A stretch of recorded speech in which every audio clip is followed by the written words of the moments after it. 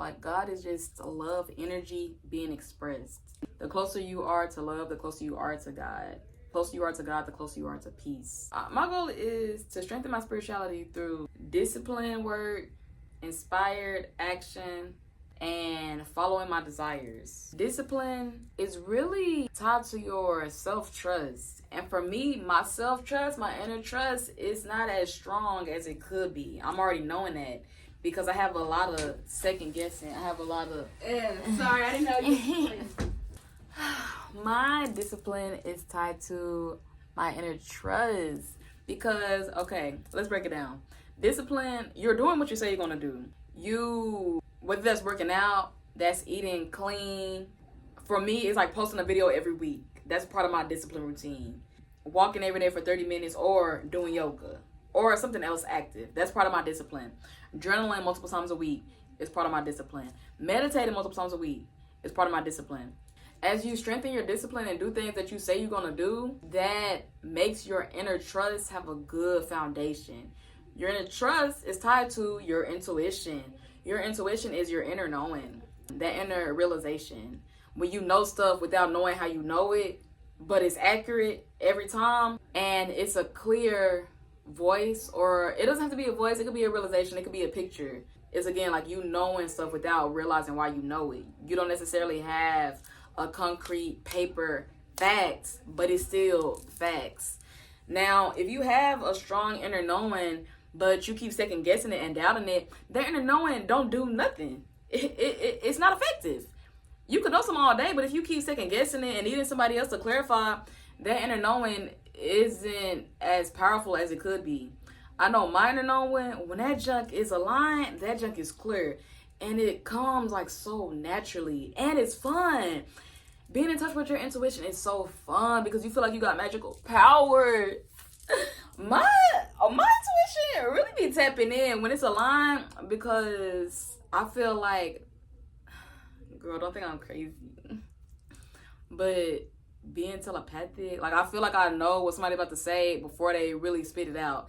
And after they say what I thought they was gonna say, I'm like, wow, girl. I'm like, dang, you really be knowing. But again, that only happens when I'm clear-headed, clear mind. And clear mind comes with, I'm not worrying about, I'm not having limiting beliefs. My limiting beliefs are tied to my lack of self-trust because my limiting beliefs are a scarcity mindset. I don't think there's enough. I don't think that I could get enough. I don't think that I could get it as fast as I want to get it. I think it's going to take a long time. Again, that's a lot of second guessing. That's a lot of uncertainty. With intuition, you kind of need to have some type of inner certainty for it to really be impactful. My discipline is, again, me recording these videos, editing them, and putting them out consistently. I've been doing pretty good for the past several weeks, so I'm proud of myself. Pat on the back. Because also making videos and having like community to connect with online is something that I've been internally wanting for years. And I've always like started YouTube and then done it for like a few videos and then stopped. I think my limiting beliefs got to me and it made recording and editing harder than what it needs to be. So lately I've been pushing out all the extra noise and focused on the goal of doing the videos consistently, because although I do have a large following on Instagram, I'm wanting more so to have it be more community based, where it's like I'm sharing my personality, I'm sharing my interests, and as far as for YouTube, having an open dialogue with the community that is growing. And I want to have like a really thoughtful, sincere community. So to have that, I need to be a reflection of that. So I need to be authentic and genuine and sincere, which I try to be in my day-to-day life to grow more of that, to amplify it. So being disciplined is one of the ways I'm tapping into my spirituality. Also, moving your body is helpful for you overall because it releases that stagnant energy that you can feel is settling in on you. So moving my body, I've been going for a walk the past several days. I might go on a hike at my local nature trail once a week.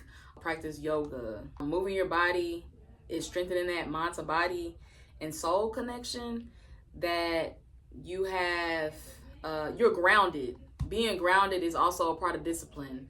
So that's what I'm really wanting to strengthen. Because when I strengthen that, everything else is automatically going to strengthen itself because it's all tied together. Another thing is taking inspired action. So taking inspired action, what it looks like for me is, oh, I want to do something. Oh, I'm excited. And doing it and not hesitating and not keep wondering if I should. Again, that second guessing. Me and second guessing have been like this the past couple years. We've been like this. And when we're not like this, when we have some distance apart, when we're in separation, I'm like just all speed ahead. Like I'm just, my goals and me are like this. And we getting some stuff together. So taking inspired action is one thing I'm trying to be really intentional about. Is one, being clear-minded enough where I can hear the inspired action. And inspired action is kind of tied to my desires for me. Like I'm really wanting to follow my desires and my passions, which sounds so easy. Like, girl, if you want to do something, just do it. But for me, it's something that I want to do, and then the steps that take me to do it. It's the opinions of others that may come along with it. And I know, don't give a F about what anybody have to say. When it's your immediate direct family, for me, that's a bit important. I still want to do the thing, but in my mind, I'm kind of thinking about the reaction that it's going to get from my close ones. Anyone else, I don't really put their opinions, they don't really cross my mind, but my parents, maybe my younger siblings, that will cross my mind because I hold myself to such a standard and expectation, which I'm realizing, like, girl, we got to release some of these expectations because right now they're not really helpful. They're kind of holding you back of how you feel like you should be, where you should be in life, how you should act towards this certain person. Like, be so in tune with yourself that you don't have to think about how you should act. You just act how you gonna act. You just be how you gonna be. You have enough inner trust to know that your reaction to something is valid because it's not coming from a place of projection. It's coming from a balanced, centered individual. How can you be balanced and centered? By having that discipline of doing what you say you're gonna do. So you know you're not finna be half at doing something, right? If you say you're gonna go to the gym, go to the gym. Now, have I been going to the gym? No, but I am gonna get a membership soon because I keep saying I want to do that. So girls, do the stuff you say you want to do. What the F? Why is we, girl, the time is now. The time to spring into action is now. So taking inspired action. I just realized earlier I want to get a belly button piercing. So yeah, doing that because, like, look at this simple summer vibe. Simple summer vibe is cute. The focus is really the hair because I just toned it earlier. So the hair, the makeup is really the focus, and skin is the focus. But if there was a belly button piercing here, like, T. Imagine belly button piercing. T. A belly button piercing would just take it to the next level. So that's a desire that I want. It's a desire that I can act on pretty immediately. Following my inspired action of, like, my desires, my passion, something that I'm excited about, and something that is not harmful to myself or others, but instead lights me up. Following that inner light, because I feel like my higher self is me living out my dreams, and it's constantly communicating to me. It's constantly through my passion, because my higher self, she living out her passion. She doing everything she want to effing do. She don't care about how her actions to herself, as far as, like, okay, let's do, like, obvious appearance things. What color I want to wear my hair, what outfit I want to put on, how I want to make my art. She's not second guessing all of her decisions because she's so in tune with herself that there's no second guessing that needs to happen. She knows that she has her best interest at heart, and she's following her heart. Ooh, following her heart. Why did my little Tom say 11:11, girl? If that's not a synchronicity, if that's not a synchronicity, I don't know what is. My higher self is following her heart, and I feel that in my heart. But as I'm trying to meet her there, I have to follow my desires to meet her there, right? So that's me doing that with intention, to stop second guessing myself, because that's not doing nothing but strengthening my connection to hesitation. And what is hesitation but coming in, starting the race late? The F? No. What is hesitation but shaky lines? The F? You know what you want to write. Write it. Inspired action. Again, like me following my passion, my desire. I'm tapping into that. And while I tap into following my passion, it's also me working against my limiting beliefs, right? Shadow work is something that I really value, and I suggest it to everybody probably once. I really suggest it more than once, because I suggest it to multiple people multiple times.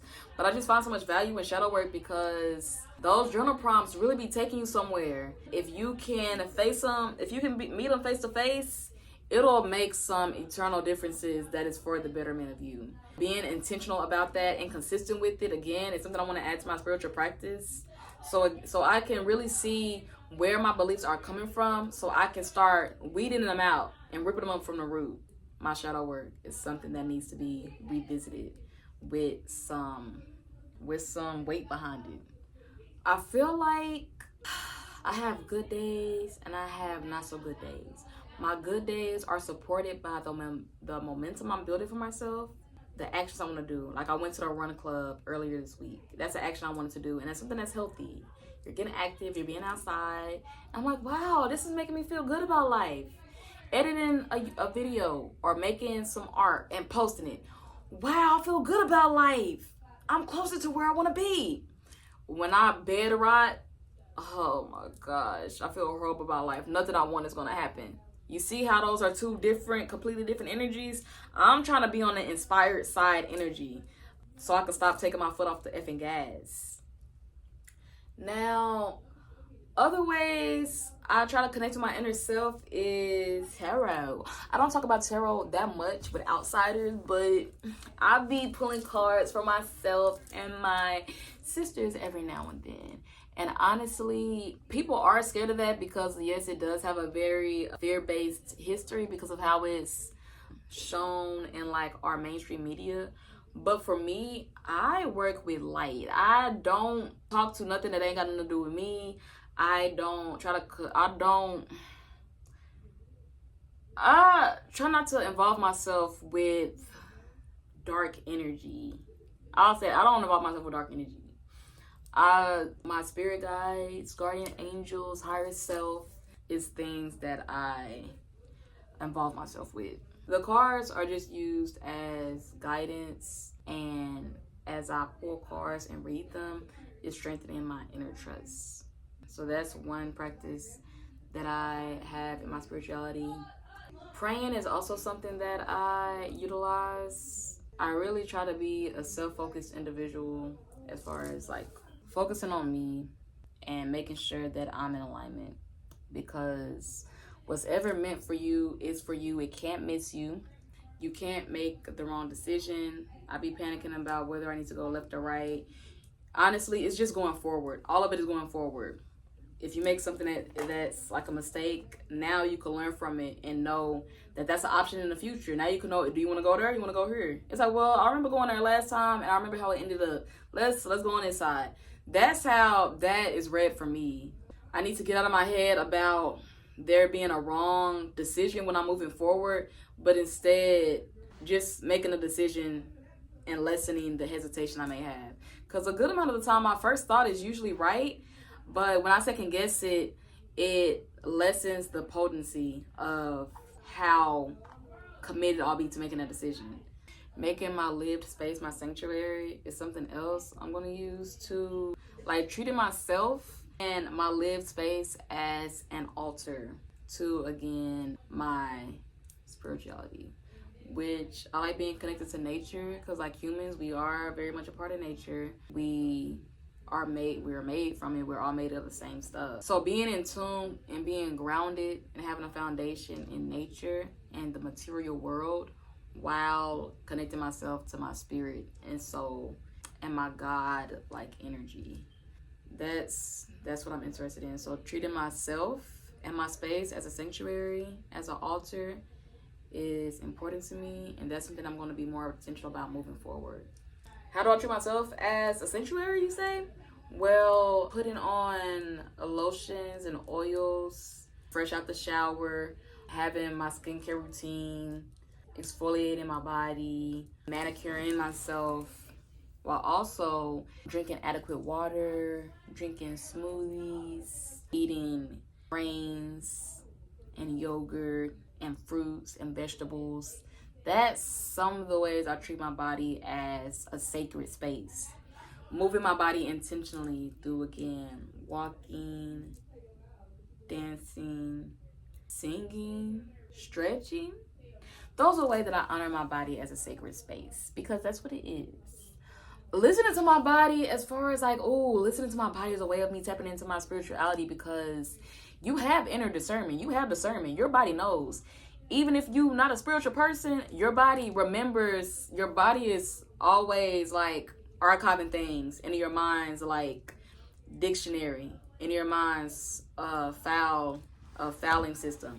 So even if you're not spiritual, your mind's still recording stuff. It still notice the traits and trends of how some people act who may not be healthy or safe for you. So me honoring that inner discernment, and again, listening all second guessing. That's my issue, second guessing. So listening it, because it ain't did nothing for me to this day. Yeah, so following how my body feels. If my body feels sick around a certain person, that person got to go. If my body is tired, let's rest, body. If my body energized, girl, let's dance. Like listening to the bare primal feeling of how is the body right now. What is it hungry for? How do I treat my space as a sacred space? Keeping it neat, which has been an issue. But I feel like your room is a reflection of your mind to a certain extent. My room been messy for the past year. My mind probably been messy for the past year. So lately, I've been cleaning it up, trying to purge old clothes that I don't feel connected to anymore, trying to get rid of stuff that I haven't used and I'm not going to use, getting more things to hang on my walls and decorating my space, getting my plants, getting my flowers. That's how I'm treating my space as a sacred space. Burning my incense around my room, burning my candles. That's how I'm keeping my space a sacred space. If your space can feel holy to you and safe, I feel like that's so important. So what are ways that you can make that happen? For me, it's hanging up things that I enjoy, like my Tizo Touchdown t-shirt I got from a concert. My Tizo Touchdown t-shirt. My my camera skills are crazy right now. Picture somebody gifted to me. This plant holder, my plant. This artwork somebody gifted to me. An African textile. I think it's from Ghana. Don't quote me on that. Making my space feel holy by the adornments I'm adding to it. How I'm decorating it. Being intentional is something that I value and something that I'm trying to strengthen all of this stuff, because how about I get everything I want at this very second, this very moment? Am I even ready for it? Am I even going to appreciate it, or am I going to still find something to be sad about? So here's to me going full speed ahead with my spirituality to support me. My spirituality just being a solid foundation. Solid foundation is going to support every other step up you go. And when you feel grounded, you feel safe. When you feel safe, you feel expressive. When you feel expressive, you feel passionate. When you feel passionate, you feel vibrant. And when you feel vibrant, you feel loving. And when you feel loving, you want to express that. When you want to express that, girl, everything connected, girl. Everything connected, girl. I was just going off the chakra system, because your root chakra is being grounded, right? Girl, that's me going, but here's to me strengthening my spirituality and getting in touch with my inner, higher, and most aligned self, which is in turn closest to God. God is just a love energy being expressed, and that can happen in so many different ways. The closer you are to love, the closer you are to God. The closer you are to God, the closer you are to peace. For me right now, my internal foundation is going to give me that inner peace, that inner clarity, that contentness I'm feeling, and it's going to let everything else fall into place. Everything will come to me like a magnet because I'm attracting it. I'm attracting exactly what I need to attract.